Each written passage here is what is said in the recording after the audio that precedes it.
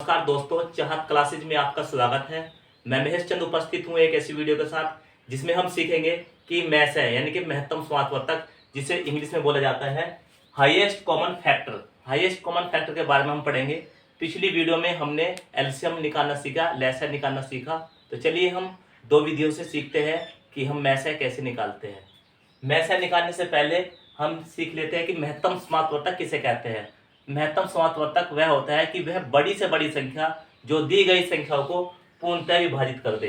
जैसे यहाँ पर हमने 12, 18, 24 दिया है, तो इसका हमें मैसे निकालना है कि वह बड़ी से बड़ी संख्या निकालनी है जो 12, 18 और 24 को पूरी पूरी विभाजित कर दे। तो चलिए शुरुआत करते हैं हम सबसे पहले गुणनखंड विधि से, यानी कि फैक्टर मेथड से हम उसकी स्टार्टिंग करते हैं, शुरुआत करते हैं। तो जैसे कि 12 है, 12 के हमें फैक्टर करने हैं यानी कि अभाज्य गुणनखंड करने हैं।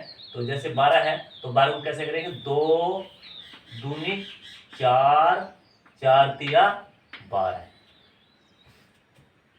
फिर आ गया 18, 18 कैसे करेंगे, देखो 2 तिया 6 और 6 तिया 18। ठीक उसी तरीके से ये 24 है, 24 से कैसे करेंगे, 2 दूनी 4 दूनी 8 तिया 24। अब कॉमन चीज क्या देखने हमें कि मैसे निकालना है, यानी कि शॉर्ट में महत्तम समात्वर्तक को मैसे बोला जाता है। मैसे निकालने के लिए मैंने आपको स्टार्टिंग में बता दिया है कि सबसे बड़ी से बड़ी संख्या निकालनी है। तो इसमें हम देखेंगे जो कॉमन है यानी कि हाईएस्ट कॉमन फैक्टर, यानी कि जो इनमें 12, 18, 24 के जो हमने अभाज्य गुणनखंड किए हैं कि इनमें जो सबसे कॉमन है वो फैक्टर हम यहाँ लिखेंगे। तो 2 यहाँ पर भी है, 2 यहाँ पर भी है, 2 यहाँ पर भी है, तो हमने 2 लिख लिया इनटू गुना। अब देखेंगे हम कि 2 यहाँ पर है लेकिन यहाँ नहीं, इसको छोड़ देंगे। सेम ऐसे ही कि 2 यहाँ पर है, यहाँ पर है, यहाँ पर नहीं है।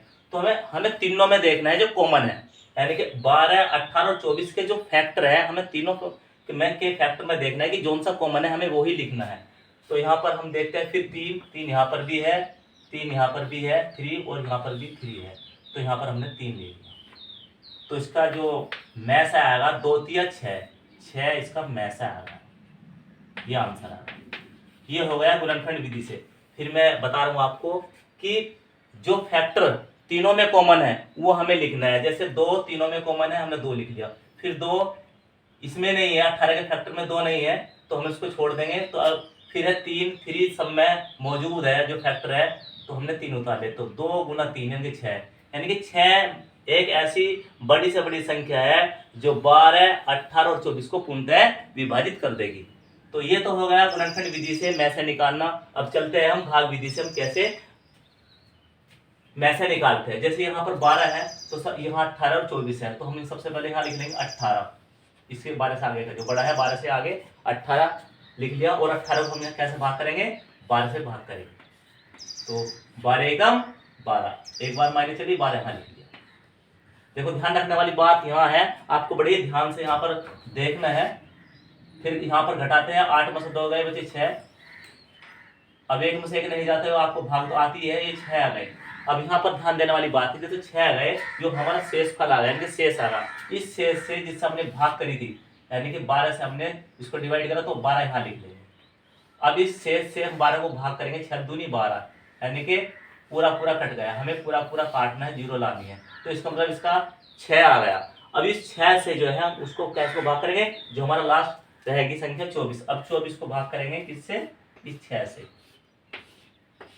6 चौक 24, यानी कि ये भी पूरी पूरी 6 से डिवाइड हो चुकी है, पूरी पूरी विभाजित हो चुकी है, कोई शेषफल नहीं, शेषफल 0 है। अतः मैसा